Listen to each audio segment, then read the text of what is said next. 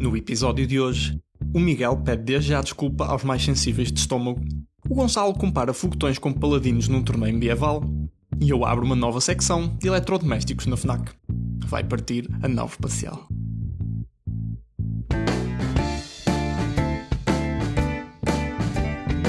Caros ouvintes, sejam bem-vindos à Nau Espacial, o podcast da atualidade espacial em Portugal.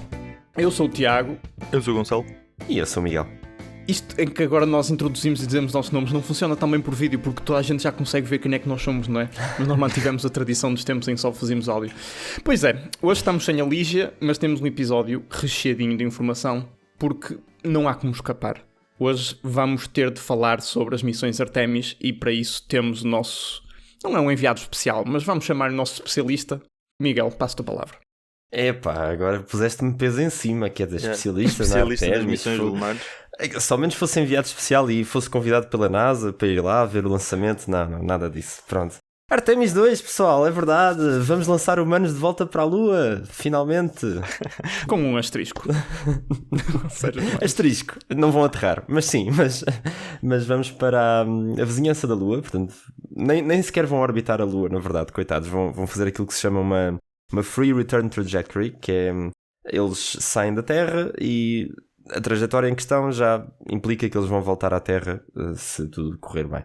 Mas sim, será a primeira vez em mais de 50 anos que vamos enviar humanos para além da órbita terrestre, vamos dizer assim, e é o primeiro voo tripulado do programa Artemis, portanto, a nova versão do programa Apollo, não é?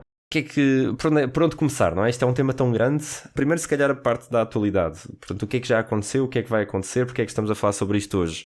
Então, amanhã, penso, pelo menos pela última vez que vi, ainda está escalonado para amanhã, vai acontecer o Wet Dress Rehearsal, que é basicamente o teste final integrado do foguetão que vai transportar estes 4 bravos astronautas, que se chama o SLS, Space Launch System. É aquele foguetão clássico grande da NASA, cor de laranja. Portanto, depois de eles fazerem esse cheque final aos sistemas todos, e se tudo correr bem, a primeira data possível para fazer o lançamento é no dia 6 de fevereiro. Portanto, daqui a muito poucos dias. Nós estamos a gravar no dia 30, portanto, exatamente daqui a uma semana. Se essa data se vai manter ou não, é provável que seja empurrada, como nós costumamos dizer, um bocadinho mais para a frente. Eu lembro-me que na Artemis 1, que foi o primeiro lançamento deste foguetão, tiveram um delay, um atraso considerável. Por acaso não me recordo se eles tiveram que voltar com o foguetão para dentro do edifício de assemblamento ou não, e acho que não chegaram a fazê-lo. Eu penso que o foguetão até ficou lá fora na plataforma de lançamento durante um furacão. Lembro-me vagamente disso. Parece uma se fosse em Portugal, se fosse em Portugal voava tudo. Mas sim, portanto este SLS vai fazer o seu segundo voo, aliás. A partir os problemas que havia foram corrigidos no primeiro.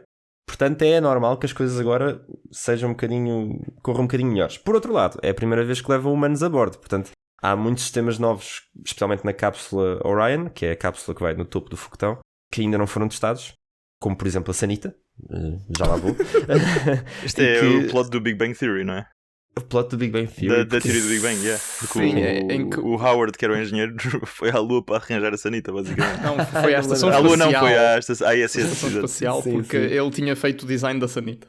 Pronto, e aqui aconteceu a mesma coisa. Há um Howard algures que fez o design desta Sanita, que é uma coisa que os astronautas pediram durante muito tempo, mesmo durante as missões Apollo. Quando quiserem intervir, digam-me. Calma, vai ter de ser, porque disseste que eles desejavam muito o design desta Sanita porque não havia, era num Tupperware, não, na alguidade. Era pior do que isso. Vamos já entrar no tema da Sanita? Ok, tá pois bem. Eu acho que vai ter de ser, aproveitar que a Lígia não está cá para moderar vamos lá ver os nossos impulsos mais primários e vamos a isso. Artemis 1 não havia humanos, Artemis 2 há humanos. O que é que os humanos introduzem? É isto, Cocó. É assim, durante as missões Apollo, os astronautas que iam a bordo da Apollo tinham que, vamos lá ver, introduzir o seu lixo em sacos. Eu não quero pintar aqui uma imagem muito interessante, não vou dizer colorida, porque os sacos, basicamente, pensem no que é fazer aquilo, o número 2, não é? Em gravidade zero, não é fácil. A gravidade parece que não ajuda bastante à coisa separar-se. digamos Meu assim. Deus. Então, aquilo era basicamente um saco de plástico, como às vezes nós usamos para pôr sanduíches e coisas assim, estão a ver? Que tinha assim umas tiras. Está adjacente ao Tupperware, então, eu não estava longe. Exatamente. Portanto, aquilo tinha assim umas tiras para prender, não é, ao traseiro, para ficar lá attached, porque senão voava. E depois tinha um buraquinho onde dava para introduzir os dedos para ajudar na descida do material se fosse necessário. Ok, já não quero ser astronauta, esquece. Pronto. Não, Depois, esqueçam aquilo tudo tinha, o que eu disse. aquilo tinha que ser selado, obviamente, não é? Só que há um problema, porque como aquilo é matéria viva, biológica, produz gás. Mesmo depois de ejetado. Então há o risco do saco rebentar, certo? Fica a fermentar, basicamente. E fica a fermentar. Que é algo que não pode de todo acontecer a bordo de uma cápsula que tem tipo o espaço de um carro, não é? Lá dentro. Então eles tinham que misturar uma espécie de um antibacteriano, uma coisa assim, uns químicos para aquilo não fermentar. E depois tinham que amassar o saco com as mãos para fazer a mistura. Ah, sim, certo. Pronto. Tu acabaste de arruinar todo o imaginário das missões Apollo e Artemis de toda Exatamente. a gente que está a O ouvir e que glamour. vai ouvir. Exatamente. Para citar um youtuber, e já agora isto vem tudo do Scott Manley, que fez um vídeo precisamente sobre este tema há uns dias, para o citar, os astronautas da Apollo já eram heróis ainda antes de chegarem à Lua. Porque não é qualquer um que se sujeita a isto. Então, logicamente, uma das maiores exigências dos astronautas com o regresso à Lua e com estas missões era, ok, desta vez queremos ter um sistema de eliminação de resíduos em condições. Então, desta vez a cápsula, que é um bocadinho maior que as cápsulas da Apollo, convenhamos, até porque leva 4 astronautas desta vez, em vez de apenas 3, tem uma espécie daquelas... Estão a ver nos autocarros de longo curso, que tens aquela secçãozinha que tem uma portazinha e tem uma casa bem lá dentro. Eu acho que nunca usei. Um armáriozito, não é? Exato, aquilo é tipo uma sanita dentro de um roupeiro. É mais ou menos isso que eles têm. Portanto, tem uma porta, portanto já ganharam privacidade, já não têm que fazer as suas necessidades em frente aos colegas. E tem de facto uma sanita, aquilo que podemos chamar uma sanita, que é suposto operar em microgravidade. Portanto acho que tem um tubo para recolher líquido, mas depois também recolhe sólido. Pronto, é um sistema bastante complicado que demorou mais de 10 anos a ser desenvolvido. Portanto, porque é que se perguntam, porque é que demorámos 50 anos a voltar à Lua? A resposta é porque tivemos que precisar desse tempo para desenvolver uma sanita. Não, a resposta não é essa. Eu não estou a ver é como é que a sanita resolve o problema da gravidade não ajudar e de precisarmos de um utensílio para inserir os dedos para separar e a massajar. Ok, o autocolismo e tal deve. É uma sanita de alta tecnologia, Gonçalo, não questiono. É tipo as sanitas japonesas, estás a ver? É isso. E se eu tivesse uma moedinha, porque cada vez que falamos de sanitas japonesas no podcast já tinha 2 moedinhas, o que é interessante. Respeitável. Mas é mais ou menos isso, é uma sanita de alta tecnologia e basicamente é inspirada na sanita que está na ISS, mas acho que melhorada, porque a da ISS basicamente levou estes anos todos a ser desenvolvida e melhorada com o feedback dos astronautas. Portanto, eles pegaram nesse feedback todo e ok, agora vamos pôr na Artemis. Isto quando as pessoas perguntam para que é que serve o espaço, para que é que serve o espaço, não há benefícios do espaço, e nós dizemos, então tanta coisa foi inventada por causa do espaço, Sanitas. sei lá, tanta tecnologia dos computadores e de hardware, olha, numa casa de banho próxima de si, podem ver tecnologia espacial. Sanitas NASA. Bom, Exatamente. eu recuso-me, no entanto, que nós continuemos a falar mais sobre sanitas, sobre este tema. Sanitas são efetivamente muito interessantes. No entanto, eu acho que há um overview, não é? Uma vista geral sobre as missões Artemis que nós já falámos sobre elas no episódio passado com Portugal a assinar os acordos, mas não falámos sobre as missões em si. As missões Artemis diferem das missões Apollo que aconteceram há 60 anos, 50, 60 anos atrás. 60 as primeiras, sim. Exatamente, que aconteceram há décadas atrás, por 2 coisas. A primeira é que a nação que forçou os Estados Unidos a criar as missões Apollo deixou de existir e agora é a China. É outra missão a tentar ir à Lua e os Estados Unidos lembraram, espera, outros o quê? Não, temos de ir também.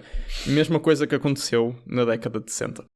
Outra coisa que distingue é que as missões Artemis têm um objetivo não só de ir à Lua e pôr humanos na Lua, mas algo com muito mais longevidade. Ou seja, é estabelecer bases lunares. E nesse sentido, nós ainda estamos numa fase muito inicial. Vai ser lançada agora a missão Artemis 2. Ora, depois do 2 vem o 3 e o 4 e muitos números por aí acima, né? E que vão aumentando cada vez a complexidade desta missão. Nós para já ainda estamos numa fase de atingir o mesmo que as missões Apollo já tinham conseguido e vencer os chineses. Mas um dos objetivos principais deste conjunto de missões é criar uma presença humana na Lua semelhante àquilo que nós temos na Estação Espacial e de uma forma também semelhante àquilo que acontece na Antártida neste momento.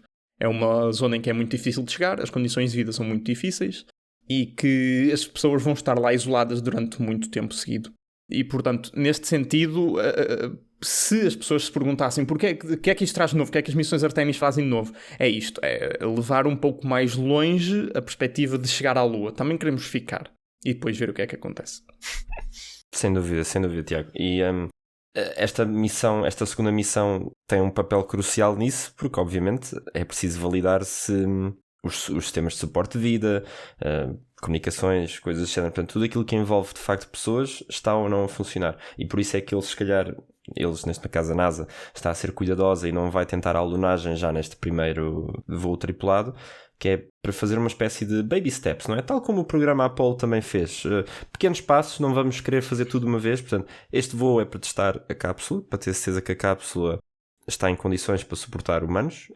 Eles já fizeram isso no primeiro voo, mas obviamente agora realmente com as pessoas lá dentro, não é? Verificar que isso tudo está a funcionar para depois, no terceiro voo, aí sim tentarem a alunagem, já com mais uns elementos presentes, nomeadamente o alunador ou aterrador que vai de facto fazer o pouso na Lua, que não é esta cápsula Orion, é outro veículo diferente. Neste momento está previsto ser a Starship da SpaceX. Sim, o HLS, não é? Seria exatamente, o HLS, o Human Landing System. Exatamente. Sim. Estive a ver umas imagens daquilo e comparado com o carro das missões Apollo e o carro um bocadinho maior das missões Artemis, com raio, o HLS é um monstro autêntico e, por um lado, é um avanço interessante. O plano neste momento é fazer isto na missão Artemis 3, levar já humanos à Lua e usar essa cápsula da SpaceX. E aquilo é uma cápsula mesmo enorme, com imenso espaço. Em vez de ser não sei como descrever realmente os aterradores lunares do passado, mas são... Aquilo no fundo é uma cápsulazinha em cima, com 4 patas e cabem lá 2 pessoas e meia, se calhar, não muito mais do que isso. A SpaceX está a tentar fazer algo muitas vezes maior e, por um lado, como eu estava a dizer, isso é interessante. Por outro lado, recebeu muitas críticas porque parece um passo extremamente grande. Será que vamos conseguir dá-lo? Se calhar fazia mais sentido fazer algo intermédio e depois passar para algo megalómano. Se tiverem curiosidade, nós depois vamos deixar imagens disso nas notas para olharem para o tamanho, efetivamente. A SpaceX acho que ainda não construiu um desses HLS, mas já há imagens de partes e já há renders artísticos de o que é que eles planeiam fazer. Tocas num ponto interessante, que é o hardware ainda não está construído. Pois. Eu recordo que quando o programa Artemis foi lançado e anunciado há 10 anos. 2016, 2017. 2016, foi no início da primeira presidência de Trump, exatamente, debaixo do administrador Jim Bridenstine. A ideia era aterrar na Lua em 2024. Portanto, obviamente... Ok, a pandemia não ajudou, não é? Vamos ser sinceros. Sim, desculpas. Mas o programa está um bocadinho atrasado, claramente. Mesmo a Artemis 1 que voou em 21, penso eu, não foi? Portanto, essa podemos dar a desculpa de que foi por causa da pandemia um bocadinho. Atrasou-se uns anos. E agora a Artemis 2 atrasou-se mais uns anos. E claramente a Artemis 3 não vai conseguir aterrar em 2028, que é o que acho que oficialmente ainda está previsto. Portanto, faltam os fatos lunares, os fatos espaciais para os astronautas andarem na superfície da Lua. Isso, tivemos agora recentemente quem é que está a fazer parceria com a Prada? É a Axiom, não é? Tivemos a Axiom e a Prada a mostrar já algumas coisas, um mock-up ou um protótipo mesmo de um fato. Isso é uma parceria excelente. Sim, mesmo. Sem dúvida. Astronauta veste Prada, como podem ver o nosso episódio que foi para aí o número 4, em que falamos sobre isso. O Human Landing System, como tu disseste, temos por um lado a Blue Origin, por outro lado a SpaceX a desenvolver 2 soluções diferentes, 2 alunadores diferentes para pousar na Lua. Lá está, o da SpaceX uma coisa muito maior. E o da Blue Origin é bastante convencional nesse aspecto. É bastante convencional. Eles querem mesmo assim fazer um teste de aterragem sem humanos ainda a bordo. Sim. Em breve, no espaço de 1 ano, 2 anos.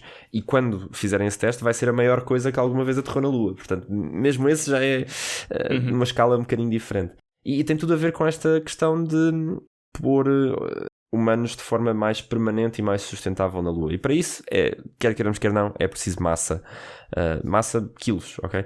É preciso massa na superfície. Outro ponto, já agora, que tem sido uma bandeira do novo administrador da NASA, que já falámos aqui recentemente, é a questão dos reatores nucleares, de como é que vamos produzir energia na superfície da Lua para abastecer eletricamente estas bases lunares que queremos lá fazer. Portanto, isso é também uma coisa que também está a avançar em paralelo e também vai demorar o seu tempo a fazer. Depois há os rovers lunares novos que também estão a ser desenvolvidos, uns pressurizados, outros não. Se bem se lembram daquilo, ainda o Tiago há pouco falou do rover lunar dos astronautas da Apollo, era assim uma espécie de um kart quase com 4 rodas e aquilo tudo flexível.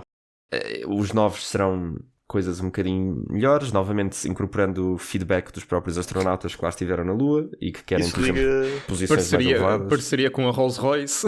Exatamente. Não, mas isto liga por acaso com o texto que escrevi, pronto, que eu usei a escrever da minha equipa, em que olhámos para vários mercados na Lua, um deles era a mobilidade, e então agora a approach para a Artemis é fazer 2 tipos de rover. Um é o equivalente ao rover lunar que já existia, portanto é uma coisa a caixa aberta, carrinho de caixa aberta, não é? Em que os astronautas têm de levar o seu fato de EVA. E pronto, aquilo para todos os efeitos é uma espécie de uma Moto 4 com pneus grandes para levar do ponto A ao ponto B, se for preciso ir de um ponto da aldeia a outro, para, sei lá, como no filme do The Martian, em que eles precisam de ir, sei lá, arranjar qualquer coisa, portanto há de ser nisso. Depois e o mais interessante é que estão a desenvolver um rover maior com condições de habitabilidade, portanto os astronautas podem estar lá com um fato normal, sem ser o fato de EVA, com limpeza do ar e regulação térmica e tudo isso, e oxigênio, e é para missões mais longas, portanto se for preciso fazer uma grande expedição ou por motivos científicos, sei lá, ir cavar num lado mais longe da aldeia, uma coisa assim do género. Eu estou a dizer aldeia, mas quero dizer como é que se diz isso, o settlement, não é? A colónia. E, o que tu quiseres, ainda não existe. Exatamente. E enquanto que a Moto 4 está a ser desenvolvida pela indústria, a NASA está a fazer aquela coisa que nós falámos no último episódio de Rover as a Service, não é? Portanto, eles querem pagar uma empresa que lhes dê serviços, o que quer que seja, não interessa quantos rovers é que são, interessa que os serviços sejam cumpridos. E a outra está a ser desenvolvida pelo lado dos japoneses, porque também são grandes contribuidores para a Artemis, e quem está a liderar o design é a Toyota. A Toyota, exatamente. E o Toyota tem um carro lendário que é o Land Cruiser, não é? Desde, sei lá, antes dos anos 70, que podem ver em todas as expedições, no Dakar, nos vídeos do Estado Islâmico, etc. E então o da Lua vai se chamar Lunar Cruiser, porque é tipo Land Cruiser. E portanto é fixe. É isso. Acho que a Honda também está a ajudar, se não me engano. Se for tão confiável como esse veículo antigamente, vai ser um sucesso na Lua. Vão abrir logo um stand da Toyota. Acho que é nesse sentido, é que é o carro mais fiável do mundo, é a Toyota Land Cruiser, portanto tinha de haver um na Lua também. Vamos ver o que é que o pó da Lua tem a dizer sobre isso, mas capaz de se meter ali no meio das engrenagens e tal. Não, mas sim, sem dúvida. Ainda não falámos da tripulação, pois não? Não falámos da tripulação. Quem é que são estes 4 bravos astronautas que vão ter casa de banho, é certo, mas que vão dar uma volta à Lua? Menos bravos do que antigamente. Menos bravos do que antigamente, exatamente. Portanto, vamos ter a primeira mulher, Christina Koch, não sei como é que se pronuncia, peço desculpa, a ir até à Lua. Portanto, vai ser uma primeira vez. E também o primeiro canadiano, portanto, o primeiro não estadunidense, ou o primeiro porque é norte-americano na prática, não é? Que é o Jeremy Hansen. Portanto, eles são os 2 especialistas de missão. Depois temos o piloto, que é o Victor Glover, que já agora também vai ser o primeiro negro, provavelmente, a ir até à Lua. E depois o comandante, que é o Reed Wiseman. Portanto, muitos primeiros. Esta escolha de tripulação claramente teve em conta aqui um pouco também este aspecto histórico e de diversidade e tudo mais dos astronautas. E eles foram selecionados, acho que já em 2023. Portanto, já andam a treinar para isto há bastante tempo. Sim, esse conjunto de pessoas mais diverso representa também, no fundo, aquilo que é o programa Artemis. O programa Artemis é um programa que disse, ok, nós queremos ir à Lua, mas em vez de o fazermos sozinho, como fizemos na década de 60, vamos criar um conceito e quem quiser assinar e juntar-se a nós pode fazê-lo. Nós temos este é o nosso guião, digamos, para esta nossa expedição. E faz todo sentido que haja canadianos, mas imagino que se continuar a haver missões Artemis, eventualmente há de haver um europeu também. Sim. O veículo que vai agora à Lua dar a volta, parte dele é um módulo europeu que garante a sobrevivência dos astronautas. É o módulo de serviço europeu. Portanto, há uma contribuição aqui muito forte por países não americanos e, portanto, eu não sei se isto é 100% garantido, mas eu imagino eventualmente que os outros países também quererão pôr astronautas.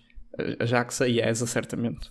Pronto, e com isto acabamos o tema das missões Artemis. É um pouco mais longo do que eu costumo, mas é de facto um dos maiores temas do costume ir à Lua com pessoas. Não é realmente uma coisa que acontece todos os dias, nem anos, nem décadas sequer. Portanto, nós estamos interessados e estamos esperançosos, esperemos que corra tudo bem, porque se a missão Artemis 2 correr bem, daqui a uns aninhos podemos ter um momento Apollo 11 de novo. E, portanto, desejamos muito boa sorte à missão Artemis 2, aos astronautas, e fiquem atentos. A janela de lançamento abre dia 6 de fevereiro, e depois há uma janela de lançamento em fevereiro, uma em março e uma em abril. Se as coisas correrem mal e tiverem de ser adiadas, vão estando atentos. Agora passamos para temas mais terrestres, mais próximos de nós. Deixamos a Lua e passamos ao Gonçalo para saber qual é a atualidade da indústria comercial no espaço. Ok, muito bem.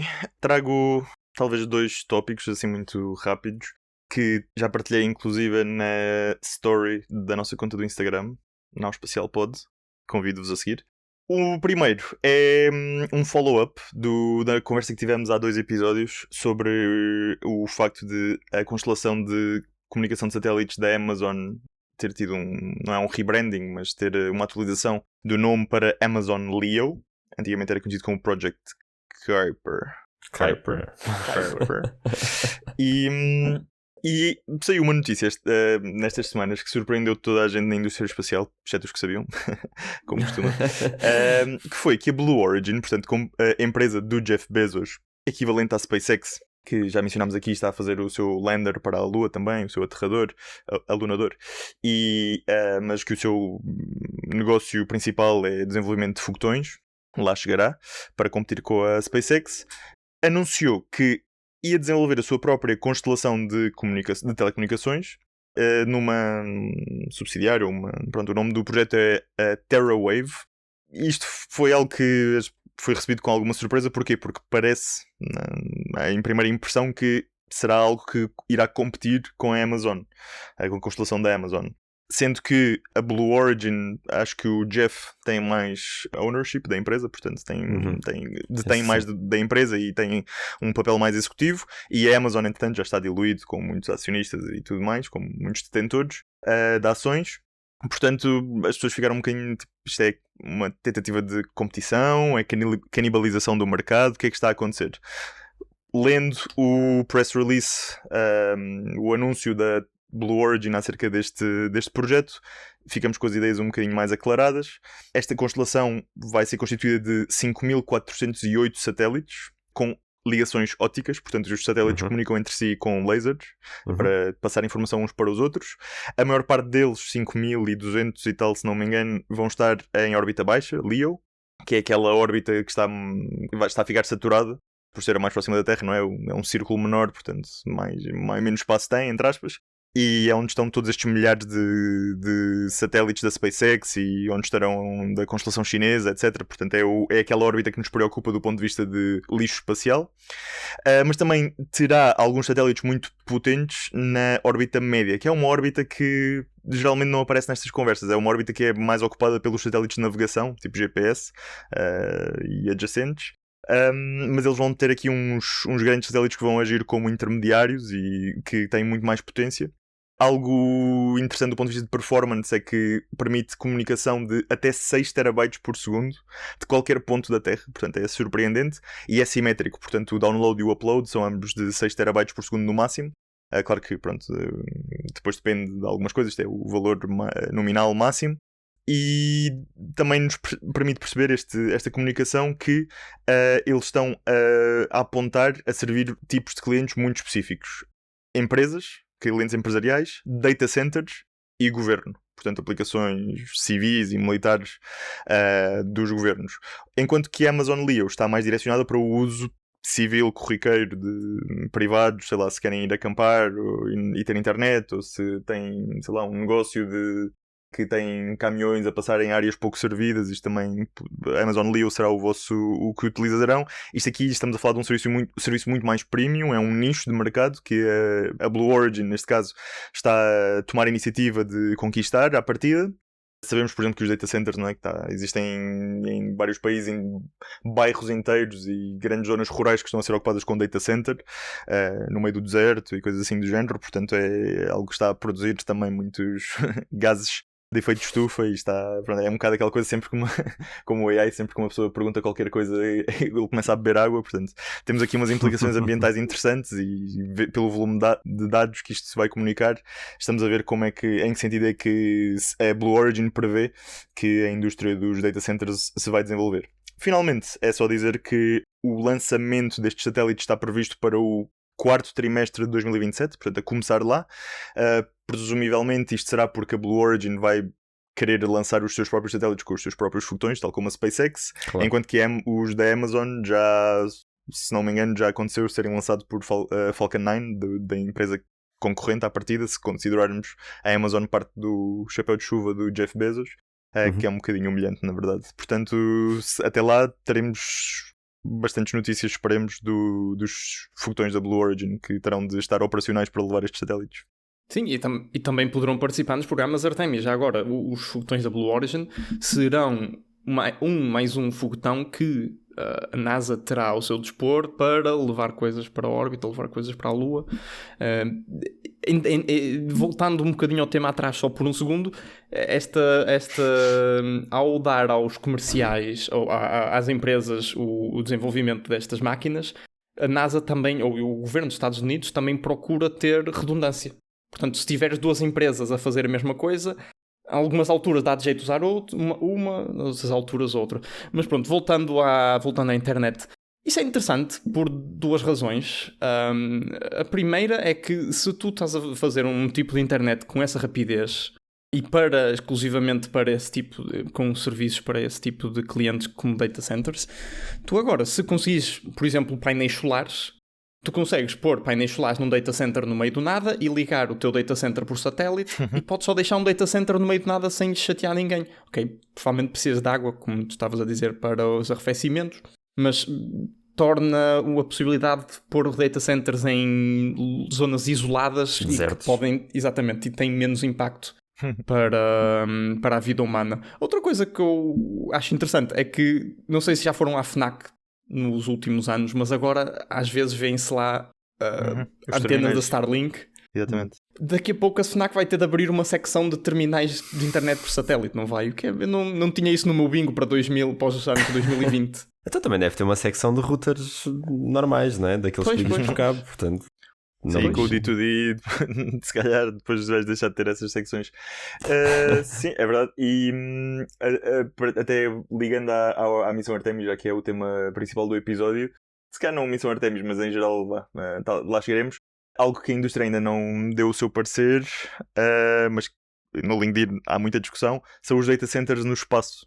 Que é algo que, sei lá, especialmente aquela malta que é mais visionária, se calhar, ou mais optimista sobre para onde é que as coisas vão, já toda a gente está a dizer nunca mais vamos ver data centers na Terra, isto chega de ocupar zonas rurais e até, sei lá, zonas remotas com poluidores e tal, isto vai estar tudo em órbita e, por exemplo, com estas ligações intersatélites, talvez não as ópticas, mas qualquer outro tipo, seria possível, talvez, mas depois temos todos estes componentes do arrefecimento, já para não falar do que é manutenção, não é? Não é impossível, já para não falar do desafio técnico. E outra opção será, se calhar, na Lua, data centers na Lua, mas pronto, ainda mais ambicioso do que data centers em órbita. Talvez lá chegaremos. Os desgraçados na Lua têm de estar lá metidos nas suas cápsulas para conseguirem respirar e viver. Quase nem sequer têm sanitas funcionais e tu ainda queres meter-lhes lá data centers. Eles terem que fazer manutenção, já viste? Temos de mandar engenheiros para a Lua. Não, mas realmente o Tiago tocou aqui no que para mim também era o ponto fundamental, que é esse. Então, mas estamos a pôr agora uma constelação para servir centros de dados na Terra quando toda a gente está a querer mandar centros de dados para o espaço. Eu percebo o que queres dizer, Tiago, com a questão pôr centros de dados em sítios remotos passa a ser possível, concordo plenamente, e pode ser uma aplicação muito direta dada por estas constelações. Mas há outros constrangimentos, não é? Ou seja, porque é que um centro de dados não pode estar colocado no meio do deserto? Bom, porque lá está, precisa sempre de pessoas para ir lá fazer manutenção, não é? E pronto, podes sempre pedir ali ao Manel para ir lá de camelo e arranjar o AVAC do centro de dados se aquilo se estragar, mas não é se calhar a coisa mais eficaz. Dito isto, sim, concordo que é uma possibilidade que se abre. Agora, voltando ao início do tema introduzido pelo Gonçalo, sem dúvida, à primeira vista isto parecia concorrência direta de Jeff Bezos contra Jeff Bezos, mas claramente não é, claramente é aqui uma rede complementar, e esta questão das camadas de cebola, de teres duas órbitas, uma mais alta, uma mais baixa, e as ligações ópticas portanto, por laser entre os satélites, vem abrir aqui outras possibilidades. Agora, a minha dúvida, e eu acho que ninguém vai saber responder ou vai poder responder necessariamente, é, sendo que isto vai ser lançado em 2028, será que ele já tem os clientes, a sua carteira de clientes estabelecida? Será que vão agora começar a fazer essa abordagem? Como é que eles fizeram o estudo de mercado? Isto é a parte aqui do Gonçalo, não é? Porque quem vem para o mercado e diz os nossos clientes são governos e data centers, não é? Tem que já ter algum apoio por trás, ou pelo menos algum interesse manifestado, que é que não é? Né? Exatamente. Acho que por um lado é o facto de, pronto, estamos a focar muito nos data centers, mas sim, acho que é mais por ser a coisa mais menos abstracta do que eles dizem no comunicado, não é? Porque o resto é governos e empresas, portanto é super geral, mas no caso dos data centers, se considerarmos que isto é uma das grandes apostas deles, acho que é porque se julga que estamos no início da curva dos data centers ainda, que ainda não vimos o princípio. E quanto à especulação que eu entretanto vi na internet, pronto, vale o que vale, mas acho que é antecipar que os usos de defesa irão crescer muito nos próximos anos, especialmente com estas, e até civil, não é? Com o grande volume de dados que se processa até nos casos civis, e empresas como Palantir e tudo. Portanto, acho que é nesse sentido que a Blue Origin está a antecipar que haverá uma grande procura deste volume, dessas velocidades de 6 terabytes por segundo para processamento de dados instantâneos, e pronto, se calhar estamos a entrar num Brave New World 1984 type. Vamos ver. Não sei, eu acho que há aí duas coisas, que é, eu percebo o interesse do governo em tecnologias de internet por satélite, porque tu queres, de todas as formas possíveis, teres redundância nos teus sistemas, sobretudo o Departamento de Defesa. Não quer estar sujeito a perder uma ligação terrestre ou ter algo danificado no caso de um conflito e perder as ligações entre... Pronto, perderes o teu sistema, não é? Que suporta a tua guerra, a tua defesa. Por outro lado, para empresas, eu acho que as empresas nem sempre estão... Ok, algumas estarão, mas nem sempre estarão muito interessadas em velocidade. As empresas, por exemplo, do setor financeiro, estão interessadas em latência, na rapidez da internet, não na quantidade de informação por segundo, mas no intervalo que demora a obter respostas, porque esses milissegundos, se tu conseguires fazer algo milissegundos mais rápido com a tua ligação melhor, podes ganhar muito dinheiro com isso, porque os mercados, né, evoluem muito rapidamente. E se calhar também é nesse sentido que eles procurarão clientes empresariais, mas não sei. Sei que, por exemplo, quando a Starlink estava a surgir, esse era um dos modelos de negócio em que eles sugeriram que teriam ligações com uma latência tão mais baixa que seria benéfico para o setor financeiro tirar partido dessa tecnologia. Não sei se será o caso aqui na Blue Origin. A partida não, porque lá está, tem esta... Pode ser também, ou seja, esta constelação também pode ser usada para isso, porque os satélites em órbita baixa também dão essa latência baixa, mas claramente o foco não parece ser esse por causa da outra órbita mais alta, não é? Por acaso isso era uma coisa que eu queria dizer também para os ouvintes que não têm essa noção, mas as nossas redes de internet globais por cabos submarinos e etc., nós conseguimos ter um sinal a ir daqui para, sei lá, os Estados Unidos em 10, 15 milissegundos, para aí, se calhar até menos que isso. Se tu tens que ir da crosta terrestre até ao espaço e voltar, que é o caso dos satélites Starlink que estão nessa órbita mais baixa, a latência não é assim tão boa. porque a distância envolvida, mesmo à velocidade da luz, acaba por ser maior, portanto são 20 milissegundos, se calhar 30. Para essa órbita média, onde vão estar alguns destes satélites da TerraWave, já estamos a falar se calhar de 100 milissegundos. Por acaso não sei os valores concretos, também porque não sei a altitude concreta da órbita, não sei se isso dizia no press release, Gonçalo.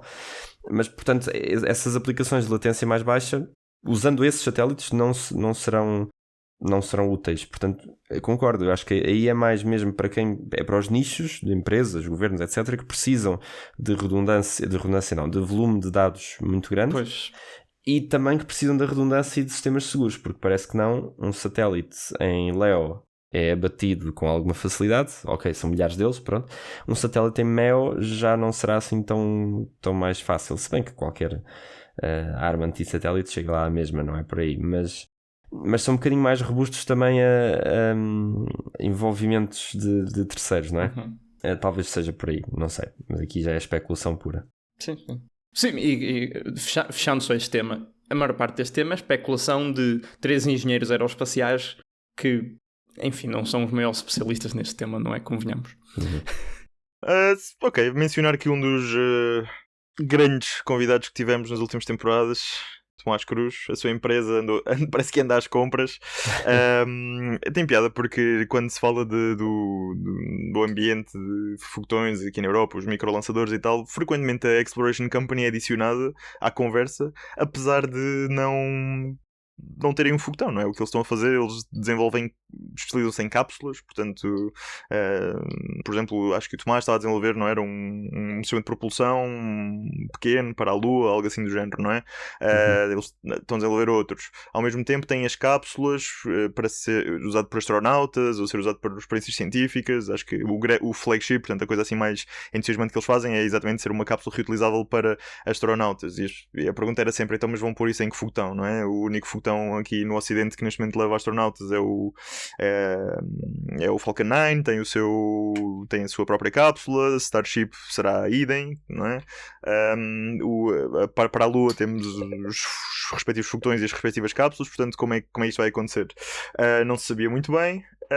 Mas pelo facto de ser uma empresa que estava com um crescimento tão rápido e de a CEO Hélène Huby basicamente ser uma máquina a adquirir financiamento, aquilo era dinheiro a vir de todo o lado, é um gigante difícil de ignorar no contexto de tudo que é adjacente à propulsão no espaço na Europa. Bem, acontece que a empresa campeã, ou selecionada campeã dos ingleses, que é a Orbex. Digo campeã porquê? Porque é o termo que se usa quando é escolhido alguém para vencer, tipo um paladino, não é? Num torneio medieval. A Orbex foi escolhida de certa forma pelo governo inglês porque eles puseram 20 milhões de libras, acho que é em libras de investimento o ano passado.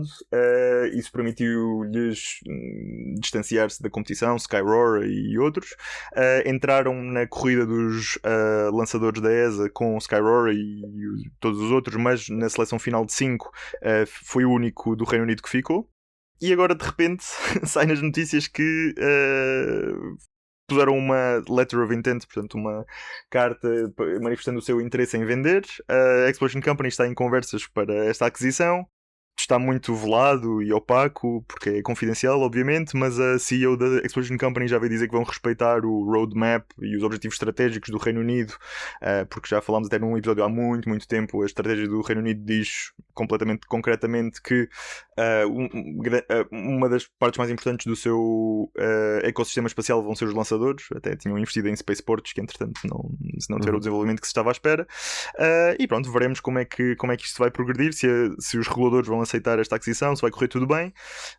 Mas é um passo muito interessante para a Exploration Company de integração vertical, não é? Porque geralmente as empresas desenvolvem o seu foguetão e depois desenvolvem a cápsula, como foi o caso da SpaceX, e neste caso eles desenvolveram a cápsula, e já que estamos aí, vamos comprar o foguetão já meio feito e continuar aqui com os moldes da Exploration Company. Portanto, uma empresa que de repente entra aqui na corrida de rasteira, e vamos ver como é que isso vai prosseguir, especialmente com o ELC, European Launcher Challenge da ESA.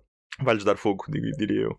Sim, o ILC fica aqui um bocadinho em banho-maria, pelo menos da parte do Reino Unido. Vamos perceber o que é que acontece a isso. Mas tu estavas a falar dessa questão da integração vertical, e o que é facto é que o veículo que a Orbex estava a desenvolver, que era o Prime, é um pequeno lançador, portanto não serve de todo para lançar a cápsula Nix da Exploration Company. É verdade que eles já têm planos para um segundo foguetão que seria maior, esse eventualmente. Mas não deixa de ser estranho essa, e especialmente agora tu dizendo essa posição de que não vamos influenciar o roadmap da própria Orbex da empresa. Não da Orbex, mas dos objetivos do Reino Unido, pois, nacionais. Sim. Sim, é verdade, mas para empresas com menos desenvolvimento já anunciaram os seus planos também para grandes foguetões, não é? Tipo, hoje em dia qualquer... não querendo dizer nomes, mas já há várias empresas que ainda não têm sequer um sistema de propulsão feito e neste momento já dizem que vão ter um foguetão com 3 estágios e 2 side boosters e que vão chegar à Lua, não é? Sim, foguetões de papel há muitos, mas... Unobtainium, CGI. AI agora, basicamente. Mas o ponto aqui é... Não sei até que ponto é que a Orbex se encaixa assim tão bem nos planos da Exploration Company. Se calhar eles querem só ir buscar IP, se calhar é só um investimento, se calhar vão mudar o que estão a fazer, e é sempre bom ir buscar engenheiros qualificados, atenção. Pelo menos os que estão no Reino Unido, porque a Orbex na Dinamarca, essa foi dissolvida, encerrada e declarou falência, e os engenheiros e técnicos que lá trabalhavam foram postos na rua, não é? Por acaso não sei quantos eram. Ainda por cima acho que foi antes do Natal. Não sei se foi antes ou foi depois, mas pronto. Péssima ótica. Anyway, vai ser interessante ver como é que essa questão evolui. Novamente, sim, a parte do Reino Unido de querer British satellites on British rockets on British spaceports. Vamos ver como é que... okay. Vamos ver como é que isso evolui, se é com a Orbex, se é com outra empresa. Eu espero que a Agência Nacional Jamaicana um dia destes exponha algo digno de entrar no podcast, que eu quero ouvir o Morgado a fazer o sotaque. Não sei o sotaque jamaicano. Olha, pronto, ficamos assim com o sotaque. Ok. Não, eu gosto da ideia. Eu acho que agora só falta a Exploration Company comprar astronautas e estações espaciais e está tudo. Tens tudo de cima a baixo. Tem dinheiro para isso, portanto. Mesmo. Vamos ter de convidar o Tomás para vir cá explicar as partes confidenciais, que não, eu estive ali a ler os comunicados e não chega, portanto vamos chamá-lo. Achas que temos de o chamar e assim dizer, vamos gravar um episódio, assim todos depois beber um copinho de vinho para ver se estimula a conversa, né? Ele deixar escapar uns detalhes que não devia. Ok. E pronto, caros ouvintes, obrigado por ouvirem o episódio até ao fim. Se gostaram, não se esqueçam de deixar um gosto e se têm comentários ou perguntas, podem falar connosco nos comentários ou no e-mail naospacialpod@gmail.com. Não se esqueçam também de nos seguir no YouTube ou no Spotify, assim sabem sempre dos nossos lançamentos mais recentes. E, como de costume, a música que estamos a ouvir é de Josh Woodward e está na hora de desorbitar esta nau. Tchau! Adiós!